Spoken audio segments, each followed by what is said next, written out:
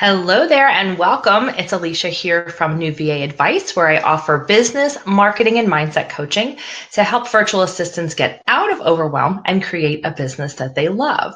And today we are doing an awesome Q&A all about personal finance in your virtual assistant business. So if you are joining us live, thank you. Welcome. Leave a comment. Let us know where you are in the world right now. So just say hi and leave a comment. And my guest today is the awesome Michelle Mangen. She's a bookkeeping expert. Thank you, Michelle, for joining us. Hello. Hello. Thank you so much for having me. Absolutely. So let me tell you a little bit more about Michelle. Michelle is a money nerd through and through and loves to talk personal finance. Her sole service offering is bookkeeping and accounting for small business owners at your virtual assistant. What does she do for fun when she's not crunching numbers? We were just talking about some of this. Latin dance. I've seen her videos. It's awesome. Dog sitting and walking, reading or playing with technology. And I've been following Michelle online possibly around when I got started in 2009 because she is probably not aware of this, but you inspired me when I saw the fabulous success you had as a virtual assistant. And I thought, okay, well, here's another person that I feel I could relate to that's real, like a regular kind of person. And if she can do this and rock it out, I think I can do this too. So after that, she's a friendly person. She's a real person. She's approachable. And so thank you so much for doing this with us today. Well, thank you so much. I had no idea. I love to be an inspiration to other people. So to know that I was one for you, I'm speechless. Thank you. So I said, you probably don't know that, but. No, I'm certain. Now I do. So our topic today, we are going to be talking all about personal finance in your VA business. And I feel like that's such an important thing because, it's about money, and sometimes money is hard to talk about. People consider it taboo. They have issues around it. Plus, it's different when you're an employee and you're making money versus having your own business and making money. The way that you handle things is a little different, right? I mean, when you're an employee, there are a lot of parts of that are just kind of taken care of for you, kind of in the background by your employer that you don't need to worry about. It's different when you're a business owner. So we posed some questions. We asked you, the new VA advice community, what do you most want to know about when it comes to personal finance and your VA business? And you gave us some really great questions. So we're just going to start with that. I'm going to throw out the questions there. And then if there's something else you're thinking of that we don't touch on, or if you want a little more clarification on something, please feel free to leave comments. I'm going to check them as we go. And I will pose that to Michelle. So Michelle, are you good with that? Are you ready? Yes, ma'am. Ready. All right, let's do it. So our first question was, if my VA business is fairly new and I'm not making a lot yet, should I even be thinking about saving money now? I absolutely loved this question because this question is rooted in I'm just beginning. It's not the 2020 hindsight that sometimes we have. And I'd venture to say that many people, definitely myself included, would say, definitely start saving now. Probably one of the hardest things with being self-employed is the inconsistent income. When you mentioned a moment ago, the whole when you're an employee, a lot of things are taken care of behind the scenes. And one of those is the stability and the peace of mind, I guess you could say, that just comes along with knowing every 2 weeks or every week or whatever the pay frequency is, this approximate amount of money is going to end up in my checking account. I probably am not going to have to chase people down. I'm not going to be down to the last 4 cents in my checking account and freaking out, hey, my Dropbox payment's due in 3 days and I have less money in my account than that. So in my opinion, and everything I'm going to offer today is strictly my opinion. Seek your own expert advice on this.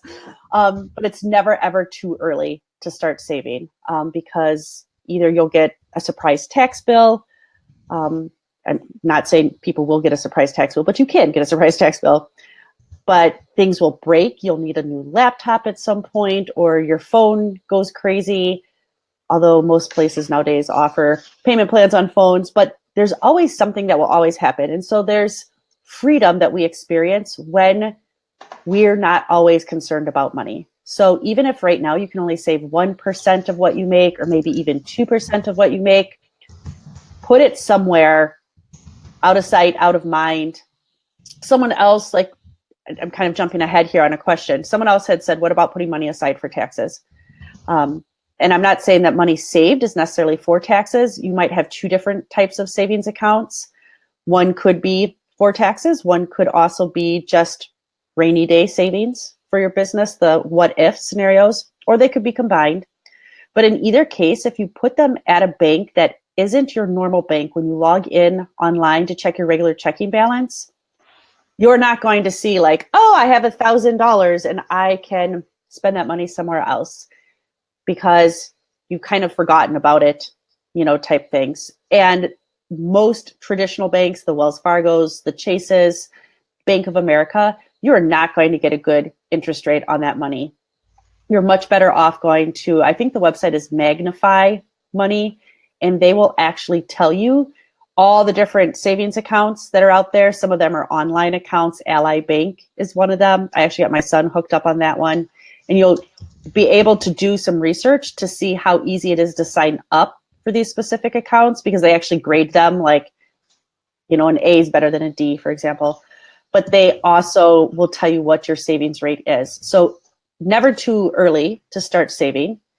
And for saving for whatever situation, whether it's taxes or something else, certainly recommend checking out a site such as Magnify Money, putting that money away just a little out of sight. And it makes it also a little bit harder. I have mine with what used to be ING Direct. Now it's Capital One 360.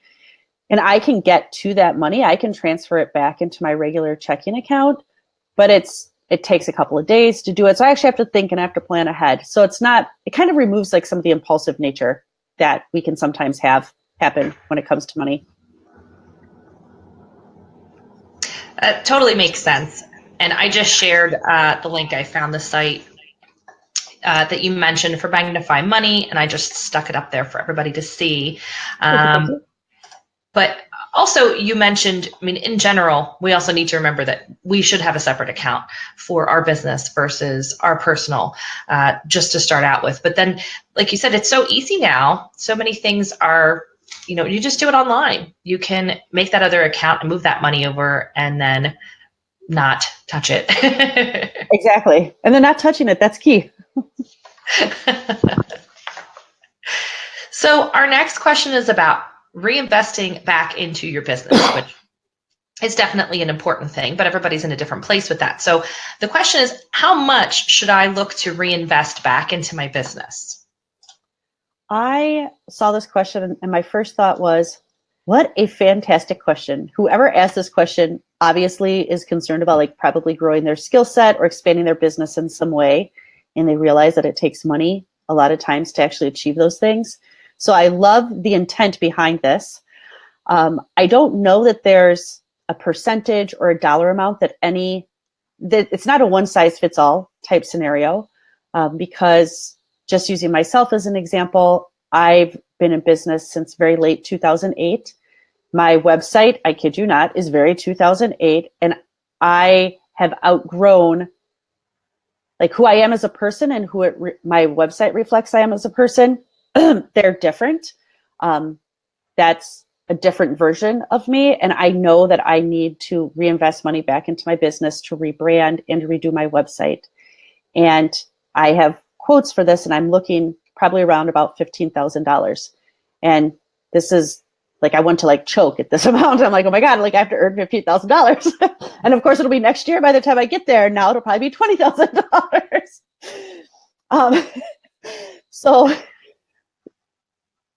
for me, 20,000 is a lot. And for someone who's making probably 5 times as much money as I am, like 20,000 may not have the same significance. Like it's probably still a lot to other people. So there's also people out there that maybe $100 is a lot because they are just starting off and they have kids to feed or whatever the situation may be. So I think that's one area that is hard to like get into like the whole comparison area and to say this is a one size fits all. I think that everyone should be making it important to do it, because if, for example, you package price your stuff, so let's say you package price, and most package prices have some basis in, well, I expect it's going to take me X number of hours to complete this job. So, for example, if you can reduce that by 25%, so instead of taking 4 hours, you can reduce it to 3, you've actually given yourself a raise because you're actually making more money per hour. So if you, let's just, for sake of conversation here, let's just use $100. So let's say you have a package and it's $100 that you're charging someone and it's 4 hours of work. If you save 25%, that's $25. And what if that software cost you 10 to save that 25 like worth of time? Well, you're still coming out ahead. So I think the whole point like behind like getting better, it also like opens us up to different opportunities, different collaborations, charging more money. There's so many different things that I think are huge benefits of actually pursuing investing stuff back into business, whether that's skill set, the infrastructure, the technology. As an example, years ago, and this actually isn't earning me money, saving my clients lots of money. Years ago, I was on a team of people that monitored big pharma Facebook comments, and there were maybe 7 people on the team, and we had one shared email account, and every submission we made, we had to type in our first and last name. And me being I like to think of lazy as efficient, because I'm not actually a lazy person. I'm very ambitious. However, sometimes I'm like, okay, like I don't want to type out my name. Like this is such a pain in the ass to type out Michelle Mangen over and over and over again. So I went to Facebook and I said, hey friends, I need some help. I need a way to easily type out my name without actually typing out my name. What do you have for me? And a couple of people came back. I told them I had a Mac. A couple of people came back and said, Text Expander. And I went and I looked at Text Expander. It was $50. I type about 90 words a minute. And Text Expander has this really cool little thing that tells you this is approximately how much time you've saved over the course of time. So let's just look really quick while we're doing this. Okay, so I've had this for 2.5 years, I want to say. Yeah, I want to say I've had it for about 2.5 years. I have saved 710,000 characters. At 90 words a minute, I've saved 26 hours of time. Wow. So yeah, and I spent maybe $45 for the software. It was a one-time thing.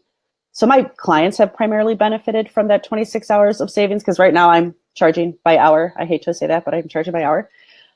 So my clients have seen that benefit, but they love me because they think like, oh, Michelle's so fast. I don't even type some of this stuff over and over again. And guess what? It all started because I was really lazy and didn't want to type out my name. A lot of unintended benefits there. So I don't know that there's a specific number that I can say to someone, but I would say try to make it a priority to do some of it. Maybe it's hey, I want to take a $3,000 class and I need to save up, to get there. Maybe it's something that you have to put on credit. I think it's one of those things you have to think through on your own and figure out what's best for your unique situation. Yeah, and I think you made some good points. It's relative to your unique situation. Number one, to what you're making and charging right now, what you can afford to do. And then number two, what are the benefits of the thing that you are investing in? What's it going to do for you? Is it going to save you time, save you money, help you to more quickly advance your business in some way? And it sounds like those are all considerations when you want to think about how much you want to save and reinvest back into the business. Yep, agree. So our next question, tools and apps, because like you said, who doesn't want something that's going to make something faster, easier? I don't see it as laziness. I see it, Michelle, as more like work smarter, not harder. Yes, effective. Yeah.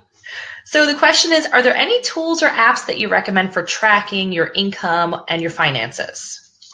Yes, this actually could be an entire show all on its own. And actually, too, for the Virtual Assistant Network event that's taking place next week, and I'm doing the presentation on, I actually want to say I probably have about 20 different tools listed that I'll be giving in the handout. So yeah, literally, it could be at its entire show. However, this one I'll try to keep it succinct because I know we're coming up on time here. For tracking finances from a business aspect, it's so incredibly crucial because whatever you do right now is going to save you so much time when it comes time to file taxes. It's kind of like cleaning your house. If you spend 10 minutes a day, it's way better than spending an entire weekend. And little bits accumulate over the course of the year to having everything in a much better position for your taxes. So I will admit I do have some bias as far as bookkeeping software. I would say QuickBooks Online. I do have a spreadsheet, either Excel or Google Doc, that people can use if they want to do the more manual method right now because maybe they don't want to spend the money on QuickBooks Online. However, if you can foot the bill for it, I think your future self will thank your present self for doing it. But you got to keep it up to date. Otherwise, FreshBooks is pretty good. But the only one of those that's really a true bookkeeping software is going to be QuickBooks. I realize this is more for like finances, but there's other things out there to help keep track of spending, Mint, a whole bunch of them. Like I said, it literally could be an entire show on its own. Awesome. Well, that makes sense. And I'm going to share your spreadsheet that you made because, like you said, if you don't have any place to start, you're not sure yet what's going to work for you, you could start with a spreadsheet. It's better than not doing anything right now and having it be, haphazard. Yes, exactly. And I think with a lot of people that have probably just filed their taxes, they may have already made that new tax year resolution. Never again. Next year, I'll be so much more organized. So today is a perfect day for this conversation. Get started today. Exactly. And it's funny, I'll be honest, I wasn't thinking about that when we set the date for this, but how perfect, right? And actually, too, I do want to correct you that the spreadsheet's not a free one. That one actually is a paid one, but there's a coupon code, Alicia, that will give people 50% off. And it's still pretty cheap. And it's a one-time thing. Thank you. I will fix that. But yeah, so if you're in a position that you just did your taxes and it didn't go smoothly as you wanted, now is the time to start thinking about it, prepping for next time and setting it up. Like Michelle said, that was a perfect example. Clean 10 minutes a day to keep up with things, or do what I do sometimes, wait till company's coming at the end of the month and kill yourself all day cleaning so that it looks like you always keep it clean, Yep. So we have another question since we're talking about taxes. Someone asked, what about putting money aside for taxes? As a general rule of thumb, I would say that people probably should be putting aside like 15% of whatever they're earning. Much easier to have that money ready to go if there's a tax bill than scrambling and trying to figure out how to come up with that money. So what I do, this is really rudimentary, but it works fantastic. I do all of my client invoicing in FreshBooks. FreshBooks sends me a weekly email that says, hey, you collected $1,000. In my case, I set aside 17%. So I say, okay, 17% of 1,000 is 170. I go into my Capital One 360 and I say, hey, bring me $170 over from my business checking account, and it's done. And the benefit of doing it monthly is going back to that same cleaning analogy. Much better to do a little bit here and there than at the end of the month to be like, oh my God, like I don't have $2,000 to set aside. Much easier to take 170 here, 400 there to come up with it. So that's why I do it weekly. FreshBooks makes it amazingly simple with that little email that they send me, and done. I don't like to get behind on it either. I start like stressing out. Yeah, and you just made the whole thing amazingly simple the way that you explained it. If you're using tools that are going to help you with this, it makes the process easier. You take a percentage and you move it. Boom, Yep. you're done. Done. Exactly. Do that for 52 weeks. And even if you have a bill that's more than what you expected, like you're going to have some huge relief being like, oh my God, I have 3,000 set aside and I only have to come up with 1,000 or something like that. Exactly. Yes, right. It makes such a difference. Yep. Preparation. Or maybe in some cases, you overestimate it and you end up with a little more money in your pocket afterwards once you pay. I know that's not the Yeah. norm, but it can Hey, happen. it's still an awesome surprise when it does happen. Yeah. I'm just going to check the live feed, see if we have any other questions coming in. If you are on live and if you want to know something we haven't covered yet, go ahead and put it in there and I will watch for it. But in the meantime, if you found this information beneficial, as Michelle said, she's going to be talking about so much more on these topics. Even like she said, it could be a whole session just on tools and apps that can help you. She will be speaking at the upcoming VA Virtuosos seminars, VAVs as we call it, starting next week. One of my favorite events to attend. Michelle will be there talking all about this topic of personal finance in much more detail. So if you were on here and you thought, this is great, but I need a little more in-depth information, that's the perfect way to get it. It's affordable, it's fun, it's a way to learn from other VAs who are out there doing it just like you. So they get it, they get you.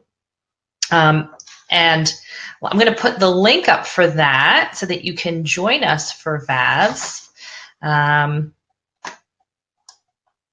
going to do that now. And Michelle, you've gone to VAVs before, right? What do you like about it? I love that there's so many different people and so many different topics of expertise out there that, there's, what are there, 20 speakers? Yeah. How can you beat 20 speakers for $37? Yeah, there's just You don't have to so go much anywhere. there. No? Yeah. You don't have to wear a bra. Exactly.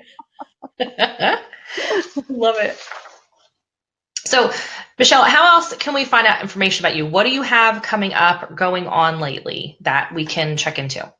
Ooh, I am so excited. I am literally at the cusp of being able to launch my QuickBooks and PayPal course. Most businesses do take PayPal nowadays. Probably most of us take PayPal. And getting QuickBooks and PayPal to play nicely together, more like siblings, like pulling each other's hair, blaming the other person. So I'm launching a beta version here super soon. I have a couple questions out to my person who's helping me with the systems to make sure that we're good. We've tested it. We think we're good, but I did send her one question right before we hopped on here today. So that will be launching super soon. And I'm hoping, I'm working on trying to come up with a program to try to release one how-to video on different technology and productivity tips on YouTube. I'm trying to do once a week. That's a huge stretch for me with my schedule, but somehow I'm going to figure it out. So biggest thing is the QuickBooks PayPal. I know that's not necessarily for everyone, but because I'm such a lazy, efficient geek, the YouTube stuff will all be free. And you can get that by signing up on my blog, because most times I will be doing an accompanying blog post with the actual video. So that's what we have for now. Awesome. And I will also share in notes, this video will be shared different places. So I will share that coupon code that Michelle is so generously offering us, as well as a link to sign up for her blog post. That way, if you want to keep up with her and what she's got going on and updates like things like this about the course, of course, you can just click the link that you see here and sign up for those updates right away. You can also subscribe to her blog, and that way, everything she has going on. Yes, yes, yes. And I'm even going to be doing some travel tips here pretty soon, because I've been doing a lot of VAing and traveling. Awesome. It's awesome when you're able to really make it the lifestyle that you want. And if you like to travel, you can still do your work and travel. Yep. I'm going to Hawaii for 2 weeks. I'm watching some dogs and going to Hawaii and working. That is so awesome. Yes. I want to Super be excited. Michelle. Well, thank you so much for doing this with me today. I really appreciate your time. It was great content, and I can't wait to share this with everybody in other platforms as well, so they can all benefit from your knowledge. So I appreciate you. Thank you. I appreciate you giving me the opportunity too.